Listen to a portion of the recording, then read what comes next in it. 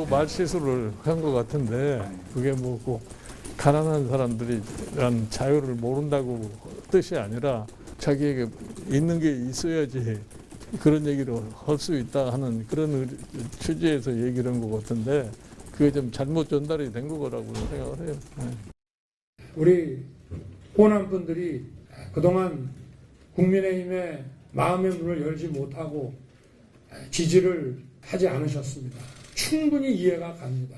그래서 저도 이 정권은 교체를 해야 되겠고 민주당에는 들어갈 수가 없기 때문에 제가 부득이 이 국민의힘을 선택했습니다마는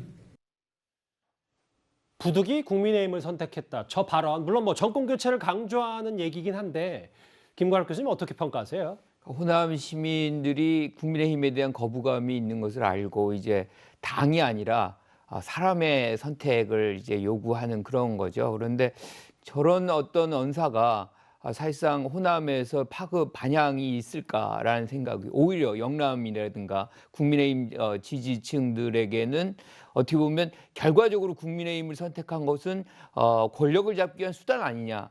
뭐 이렇게 또 해석할 수가 있거든요. 최근에 또 신당론이 또 불거지는 부분이 있어요. 이게 윤석열 신당 뭐 얘기가 있는데 이준석 대표가 그런 얘기 그렇죠. 이제 그런 그런 상황 속에서 본다면 이게 해석이 되는 거죠. 그런데 지금 계속해서 정권 교체를 얘기를 합니다. 예. 정권 교체 요구가 굉장히 높아요. 사실상 국민의 어떤 여론조사 상으로 보면. 그런데 본인의 어떤 지지율이 거기에 훨씬 못 미친다는 것을 사실 성찰적으로 좀 봐야 되거든요. 왜 국민들이 정권 교체를 요구하면서도 정권 교체를 위해서 지금 국민의힘에 뛰어든 이 본인에게 예. 지지율이 이렇게 안 주는지 이 부분에 천착을 해야만 문제가 해결되는 것이지 계속해서 정권 교체를 얘기한다 그래가지고 정권이 오는 건 아니거든요. 제일 중요한 거는 정권 교체를 해서 개선이 될 거라는 확신이 있을 때 그 후보를 지지합니다. 여러 가지로 자중질환 선대위 좀 많이 흔들리고 있습니다. 윤석열 후보 얘기 만나봤고요. 자, 그러면 지금까지 들어온 여러분들의 목소리를 만나볼 차례입니다. 첫 번째 댓글 보겠습니다.